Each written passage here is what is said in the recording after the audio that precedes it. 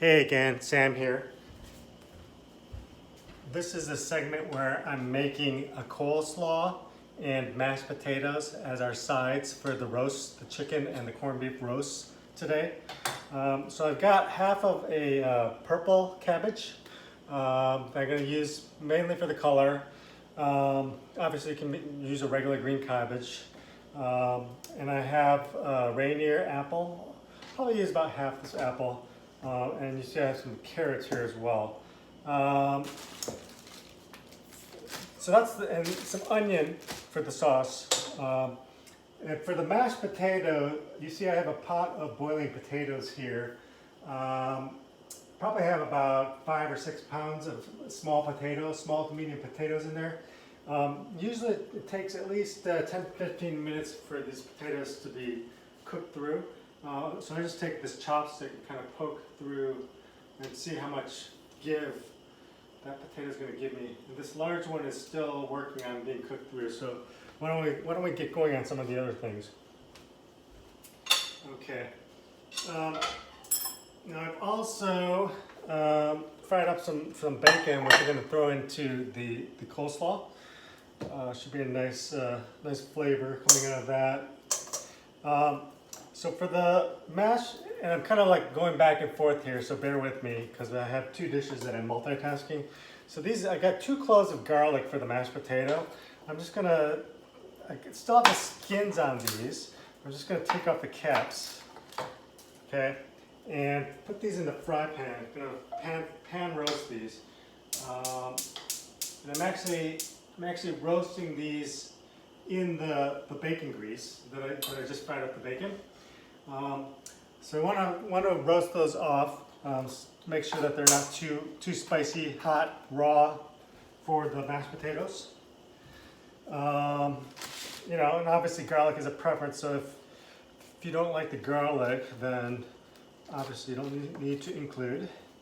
Okay, so I'm taking this half red cabbage and I just took off kind of like the cap area that I don't really want to include, or the stem.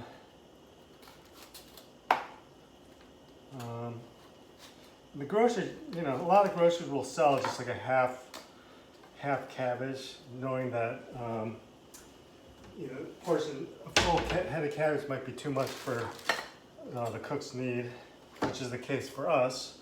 I'm making this just for dinner party of 2, family party of 2 portions. All right.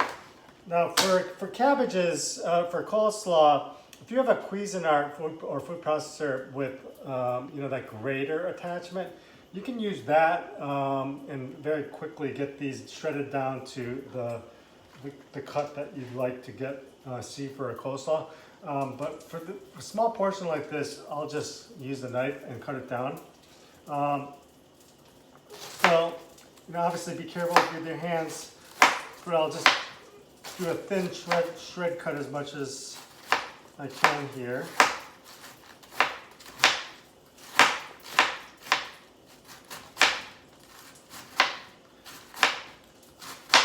So in this coleslaw I have, so you want a bit of tartness from vinegar and also sweetness. So they complement each other and also cut against extremes of being too tart or too sweet. So usually use a brown sugar or just a regular white sugar. For this recipe I've got some white granulated sugar. I'm just going to cut these shreds in half so they're not too long. Putting them in, actually, I'll put this in this bowl here. I'm going to use this larger one to make the mashed potatoes.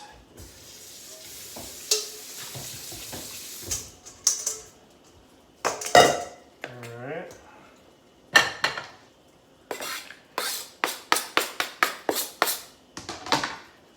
Now, as you know, traditional coleslaw, it's heavy on the mayo.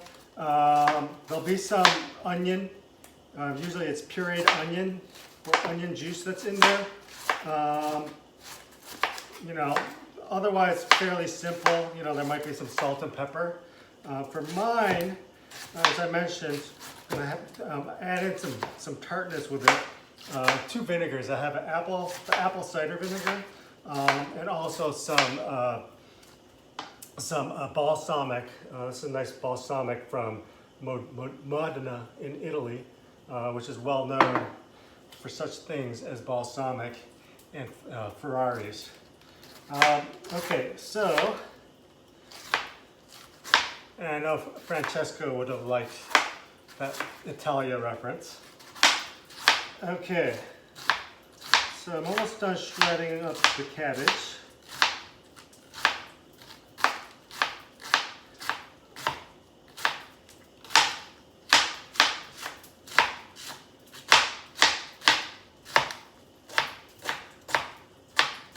All right, put the rest of that into this bowl.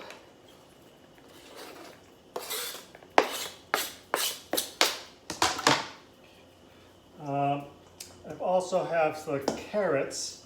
Now the carrots, I'm using 1.5 large carrots. And you'll see I've already cut up some of these. But just take a carrot and quarter them like this. And then just do kind of a thin cross cut. So you're gonna have these small little bite-sized pieces that will go well in the coleslaw.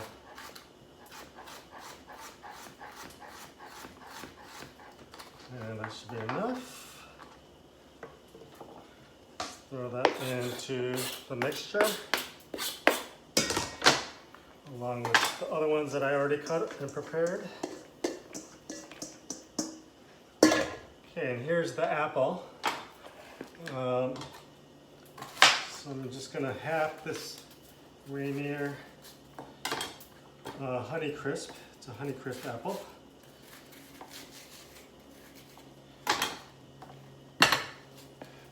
And make sure you cut out the core. All right. And for this, just start cutting it up into small slices and cubes. All right.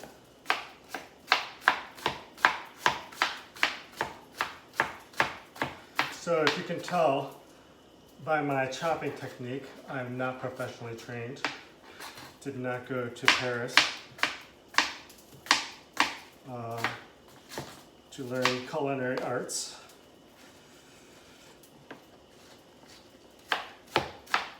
But the most important chopping tip is to watch your hands and your fingers. Make sure that you're not going to be cutting or chopping something off. Put these apples in there. All right, it's a very large bowl. All right, let me check on the garlic and these potatoes. All right, these potatoes look like it's almost done. Give it a few more minutes. Let's see how this pan roasted garlic is going. It's charred on one side of the skin, so let me turn that over.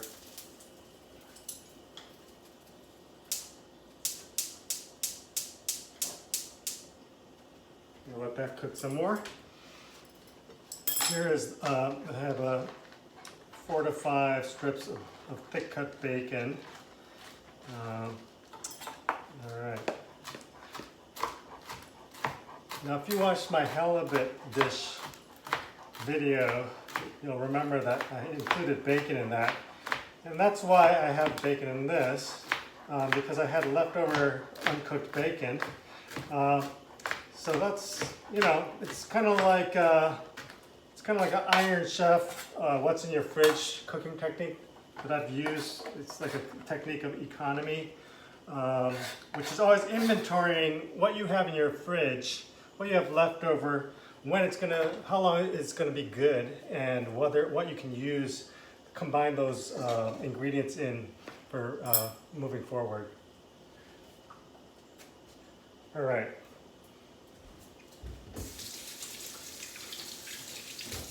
Why don't we, I'm gonna turn off the heat on this garlic. Garlic looks like it's essentially well roasted, but I'll let it cook some more just with the heat off. just to be safe with the potatoes, I'm going to let them cook some more. Now, let's turn to the sauce for this summer coleslaw. Here I have onion. Now this is a very large onion. This is half of a very large onion. Let's use a quarter of this large onion. If it's a small onion, you can use the full onion. Now, you're going to want to puree this onion. So I chopped it up into 6 segments, and I'm putting it into this magic bullet, which is essentially a baby food processor. If you have you can also use a Cuisinart or a food processor to do this as well.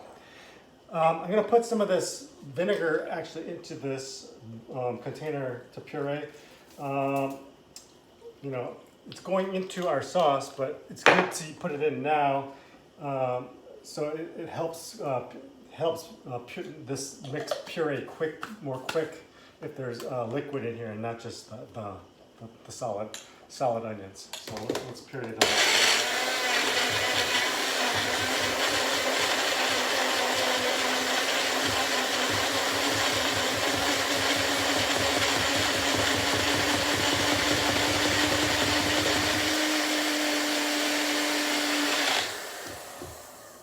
Okay, here you have an onion vinegar milkshake, something the kids might not like. Let me put this in here, this other bowl. All right, we got a nice puree on that. I'm going to add some of this balsamic, just a dash. Have some mayo here. This is olive oil mayo. I'm not, you know, I think regular mayo tastes the best, but you know, obviously it's not as healthy. This time we got this olive oil mayo. There's also light mayos, of course. And so I'm just giving this a nice squeeze. You know, probably about 2/3 of a cup or 3/4 of a cup there. Okay, so add some kosher salt and some black pepper. I'm going to mix this up.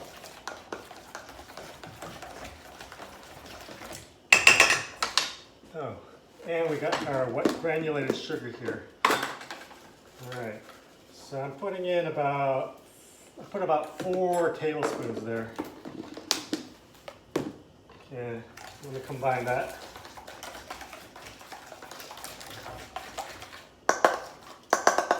Okay, and in a dish like this, it's important to taste the sauce before you combine it. That way you can make any modifications you want if it doesn't taste exactly the right proportions that you want. So let me taste this. All right, that's nice. It's a nice tart and sweetness. Okay, so here's the sauce. Here are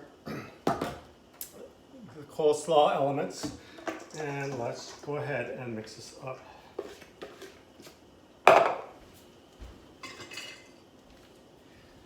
Okay, now it's good to use 2 mixing spoons.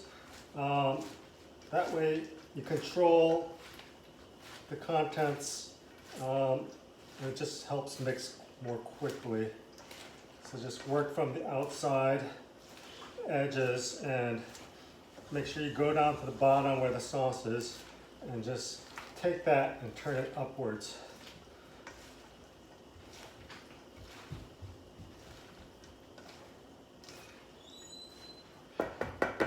Okay. How's that presentation for you? Nice and colorful. And you got the apples and bacon. And I'm just going to take a little sample here.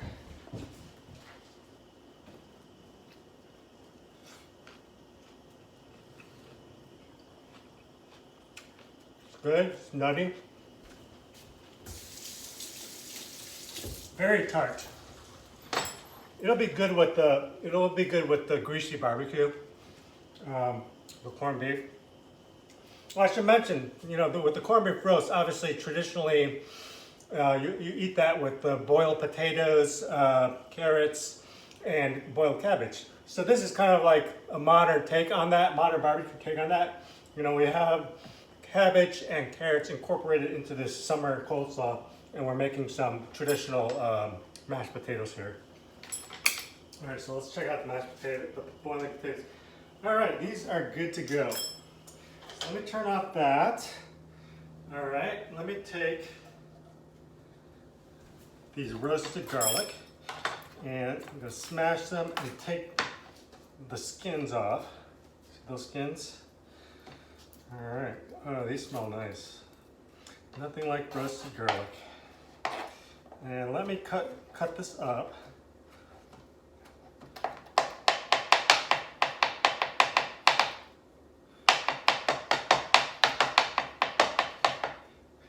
Now my roommate from first year law school told me about this garlic roasting technique for mashed potatoes. Unfortunately, I can't even remember his name because it was so long ago. So that's aging me a bit. All right, so let's put the garlic in here. All right. Here I have 2 sticks of butter. So this is obviously not a diet dish. And I've left it sit out on the counter so it'll combine more quickly into the hot boiled potatoes and make the mashed potatoes. If you take it right out of the fridge, it's not going to melt and combine as quickly. So I'm just going to slice these up into the squares. All right.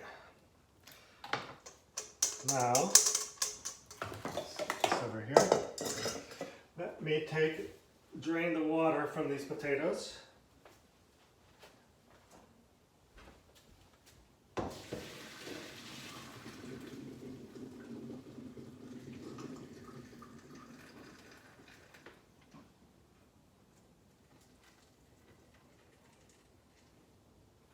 Okay, you'll notice that there are skins on these potatoes. I am making smashed potatoes with the skins on, so I cleaned them really well to make sure that I got all the dirt. And if there were any like spud eyes or anything, I made sure to cut those out as well. I like it, it's more rustic, and they say that the skin has the most vitamins and minerals and nutrients in the actual potato. So let's put in, let's get these butter slices in there. Let those start to melt. Okay. Just mash that in. These are so well cooked that they're starting to just fall apart as I push. Okay. Now, if you want an extra creamy mashed potato like most people do, you need some milk. I got some 2% milk. This was the only small portion that the store had available. I did not want to get a full gallon because we don't drink cow's milk. You know, we drink almond milk. And well, I don't drink any milk. So anyways, okay, so I put in probably half a cup. Healthy dash of salt. Again, we have black pepper. And let me get a nice solid wooden spoon and start just combining this for you.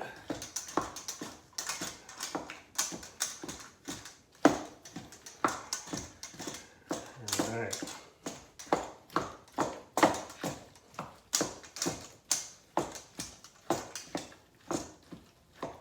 Had to kind of lean back because of all the hot steam that's coming off. And it's a pretty warm day again here.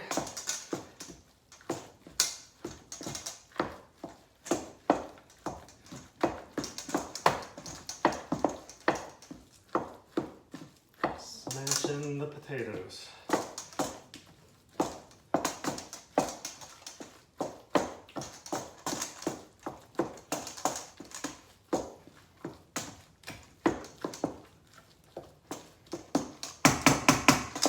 All right.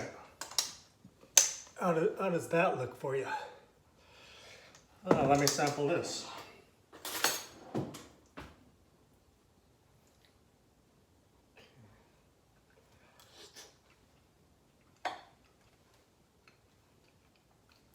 Needs more salt. Put that salt in.